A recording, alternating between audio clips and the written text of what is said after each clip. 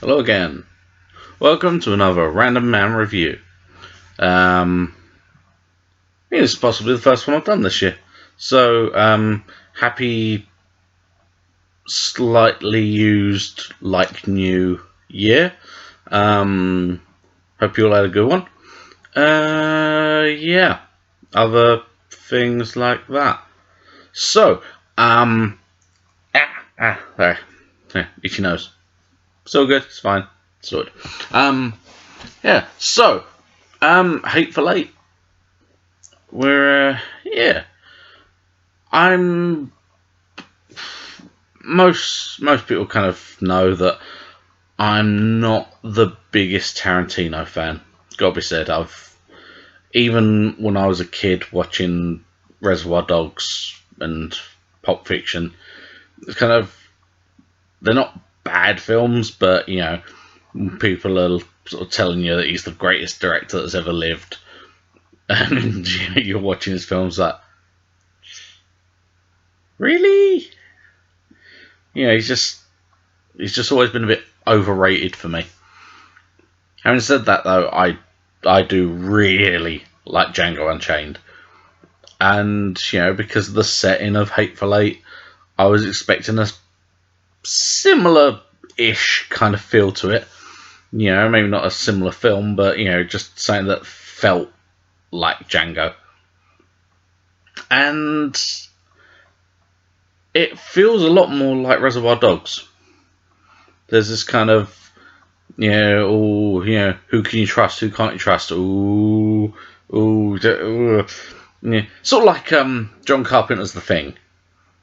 It's and there are a couple of little bits that kind of seem like maybe they're nods to The Thing, but maybe they're not.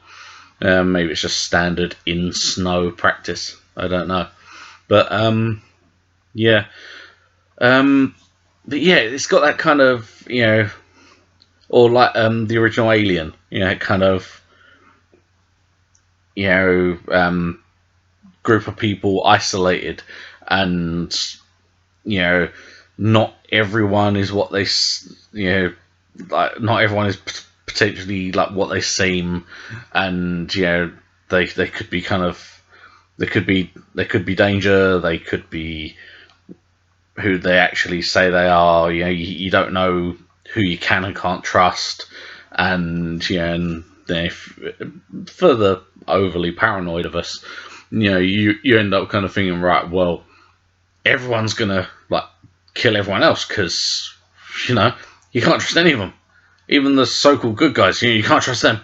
Oh my god, everyone's gonna die. Oh my god. Yeah, but no, it's it's not a great film, but it is a well-made film, and it's I don't know.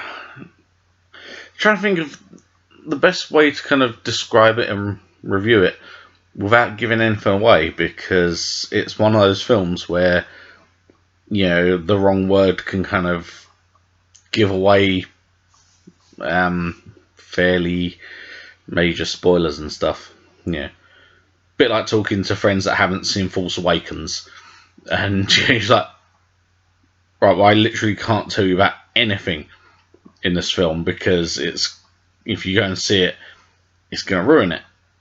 So, yes, um, but yeah, it's surprisingly because it's nearly 3 hours long.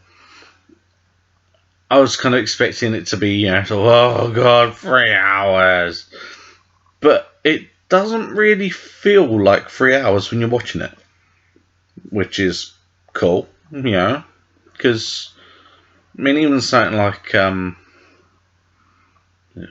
Amazing Spider-Man, I think was about 2.5 hours, but or Amazing Spider-Man 2, it was about 2.5 hours, and it felt like it. You just sat there and you're like, hmm, okay. Still another hour and a half to go of this. But yeah, surprisingly, Hateful Eight doesn't feel as long as it apparently is. So, you know, good point. As with pretty much every Tarantino film that he's in, Samuel L. Jackson ends up pretty much stealing the show because, you know, why wouldn't he? And I don't know, it just kind of gets to that sort of that point where he's just like, well,